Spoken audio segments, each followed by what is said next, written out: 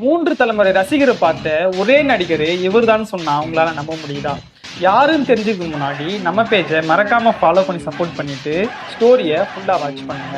1950ல கர்நாடகாவில் சிவாஜி ராவ் என்கிற ரஜினிகாந்த் பிறக்கிறாரு. ஆச்சரியார் பாடசாலையிலையும் அவருடைய கல்வி படிப்பையும் முடிக்கிறாரு. அதே டைம்ல குடும்ப வறுமை காரணமாக கண்டக்டர் வேலையும் ஜாயின் பண்ணி கிடைக்கிற டைம்ல சின்ன சின்ன ஆக்டிங்கும் நாடக மேடையிலையும் நடிச்சிட்டு வராரு. அதன் பிறகு திரைப்பட இயக்குனர் பாலச்சந்திர அவர்களை பார்க்க சின்ன வாய்ப்பும் கிடைக்குது. அபூர்வ ராகங்கள் அந்த படத்துல ரஜினிகாந்துக்கு ஒரு சின்ன ரோலும் கொடுக்குறாங்க. அந்த படம் தான் அவருக்கு திரைப்படத்துல முதல் படமும் சொல்லலாம். அந்த படத்துல இருந்து தான் சிவாஜி ராவா இருந்தவர் ரஜினிகாந்தா உருவெடுக்கிறாரு. அதன் பிறகு அவர் நிறைய படம் நடிச்சிருந்தாலும் பாலச்சந்திர இயக்கத்துல வெளியான 3 முடிச்சு இந்த படத்துல வந்த கதாபாத்திரம் தான் அவருக்கு பெரிய உச்சத்தையும் கொடுத்துச்சு. இவருடைய வில்லன் கதாபாத்திரத்தை பார்த்து பாலச்சந்திர அவர்கள் தொடர்ந்து அவருக்கு வில்லன் கதாபாத்திரமாவே கொடுத்துட்டு வராரு. அதுக்கப்புறம் 1978ல பைரவி அப்படின்ற படத்துல இருந்து தான் இவரு கதாநாயகனாகவும் உருவெடுக்கிறார். இந்த படத்திலிருந்து தான் அவரு சூப்பர் ஸ்டார் அப்படின்ற ஒரு பட்டத்தையும் கொடுக்குறாங்க.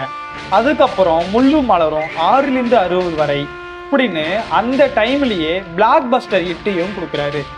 அப்பதான் கருப்பு நடிகரோட நெருப்பு ஆக்டிங்கை பார்த்து நிறைய மக்களும் வியந்து போறாங்க.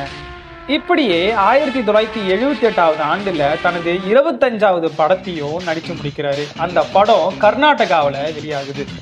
அதே 1978ல காளி அப்படின்ற திரைப்படம் மகேந்திரன் அவர்களால் இயக்கப்பட்டு அந்த படத்துக்கு சிறந்த நடிகரான விருதும் தமிழக அரசால் வழங்கப்படுது. இப்படி நடிக்க வந்த 7 வருஷத்திலேயே 75 படம் நடிச்சு பெரிய ஹிட்டும் கொடுக்குறாரு.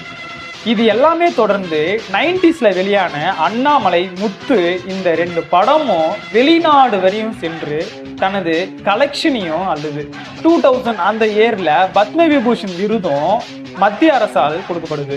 2010ல வெளியான எந்திரன் படம் தனது 60வது வயதிலையும் தனது திறமையை காட்டுறதுக்கு பெரிய எஃபோர்ட் போட்டு பாக்ஸ் ஆஃபீஸ் ஹிட்டும் கொடுத்து உலகம் முழுக்கையும் இந்த படத்தை வெற்றி பெற செஞ்ச மாதிரி காட்டிருக்காரு.